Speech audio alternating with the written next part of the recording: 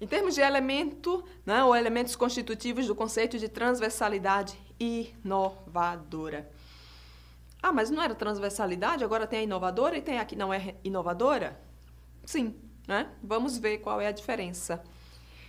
A transversalidade, ela necessariamente ela potencializa uma nova percepção sobre o trabalho docente numa perspectiva interdisciplinar e transdisciplinar. Interdisciplinar e transdisciplinar. Essa relação, né, entre interdisciplinaridade e transdisciplinaridade, ela apontaria para o que nós chamamos de transversalidade inovadora. E qual seria, então, a que não é inovadora? Seria aquela que está voltada para o trabalho isolado nas disciplinas. É aquela transversalidade disciplinar, porque eu posso também lançar mão de ações transversais na minha disciplina específica, na minha sala de aula, sem conversar com mais ninguém. Mas a inovadora, né, ela iria acrescentar algo, ela estaria, portanto, além. Ela acrescentaria necessariamente a prática interdisciplinar, tendo como horizonte a transdisciplinaridade, certo? Então, é preciso, né, pensarmos na transversalidade inovadora como um projeto geral da escola, deixando claros quais são os objetivos, os conhecimentos, habilidades e atitudes que seriam desenvolvidos, e é preciso ter atenção para a necessidade de reorganização e flexibilização curricular para atender às novas exigências do projeto da escola e das novas metas educacionais. Então, eu não posso lidar com uma chamada grade curricular rígida, fixa. Eu preciso ter atenção à necessidade de flexibilização do currículo. E aí, atenção. Nossa última sessão foi sobre o quê? Foi sobre BNCC. E eu chamei atenção para o fato de algumas escolas, de algumas redes, né, como é que elas estão lidando com a base. Estão lidando de que forma? A forma inadequada. Estão copiando e colando. Então, se eu copio e colo, né, para o currículo da minha escola as orientações de uma norma curricular, onde é que está entrando a reorganização necessária e a flexibilização curricular? Então, atenção, né, se eu vou pensar num projeto transversal, né, de característica inovadora, que toma a reorganização curricular e a flexibilização como princípio, eu não posso copiar, colar um documento curricular tal qual para a minha escola.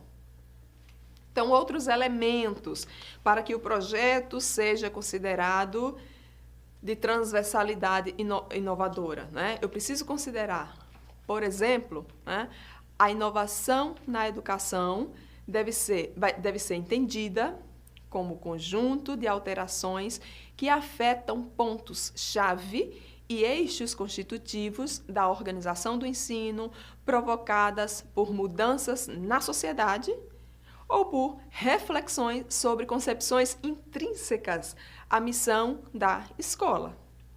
Então, vejam o que é algo amplo, mas, ao mesmo tempo, é algo que, de certa forma, podemos dizer que é confortável, porque faz parte, necessariamente, da prática docente.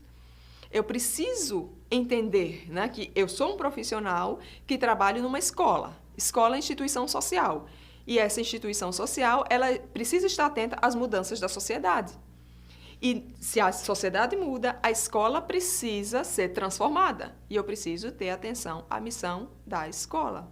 E aí, nesse sentido, articulando, vejam só, a importância da articulação com o princípio, com o aspecto da flexibilização curricular. Atentando para as mudanças da sociedade, eu tenho que cuidar em relação às inovações que eu vou levar para a escola.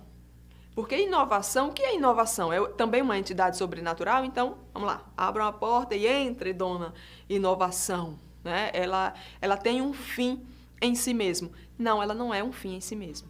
O novo depende do contexto em que ele vai ser implementado, em que ele vai ser experimentado. Porque de nada adianta, por exemplo, eu ser um professor que copio no quadro para o meu aluno transcrever para o caderno. E daí chega o computador, chega o data show na escola, e aí o que é que eu faço? Né? Eu passo para o slide aquilo que eu copiaria no quadro.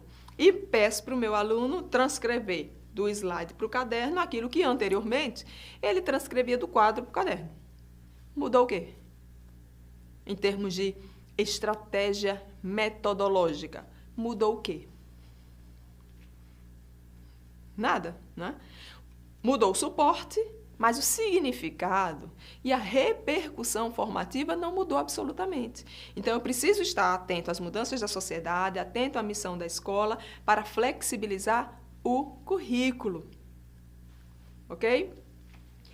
Um outro aspecto, tá? Eu vou seguir aqui o slide, porque aí eu faço a leitura de todo, né, todo o conteúdo, porque quem estiver assistindo, né, acompanhando aí pelo celular, com fone do ouvido, não perde o que está aí no slide, tá?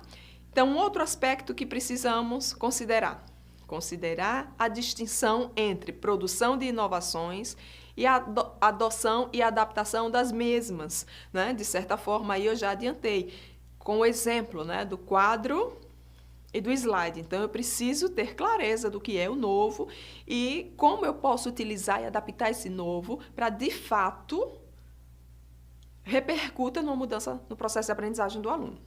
Um outro aspecto, a produção de inovações deve ser entendida como a criação de respostas novas aos desafios oferecidos por um dado contexto, por meio de uma análise crítica e das contribuições efetivas que tais respostas podem oferecer para enfrentar os desafios e produzir melhorias no objeto que é alvo de inovação. Além disso, seguindo aí, né, os princípios, envolve a reconceitualização do papel das disciplinas como componentes curriculares. Ou seja, eu preciso entender que não pode haver um engessamento sobre o papel das disciplinas, uma vez que eu tenho que acompanhar as mudanças da sociedade e a missão da escola. Outro aspecto é a integração das disciplinas e atividades curriculares em função dos objetivos educacionais, superando o isolamento e a fragmentação do conhecimento. Além disso, a substituição da metodologia tradicional, baseada apenas em aulas expositivas, por metodologias que favoreçam o alcance dos vários objetivos educacionais. Além disso, vamos a um outro além. A exploração das novas tecnologias baseadas na informática, propiciando novas possibilidades de aprendizagem. Ou seja, eu sou professor, eu tenho que dominar novas tecnologias. Eu não posso ter, né, as novas tecnologias como inimigas. As novas tecnologias, elas estão no nosso cotidiano, elas invadem nosso cotidiano, então não poderia ser diferente na escola. Eu não posso me afastar delas, não posso enxergar nelas um entrave, mas sim, né, a tecnologia como um elemento de colaboração, de contribuição ao trabalho que eu desenvolvo. Tá? E aí eu paro um pouco mais nesse aspecto por conta da rejeição que certos profissionais de educação têm ao uso de novas tecnologias, infelizmente. Porque para esses colegas, né, e aí eu tenho que dizer, é preciso rever essa postura, porque eles são educadores. Certo? É preciso rever. Mas nós temos outros elementos, são muitos os elementos que constituem essa transversalidade inovadora. Então, vamos a mais 4 aspectos. Vamos lá.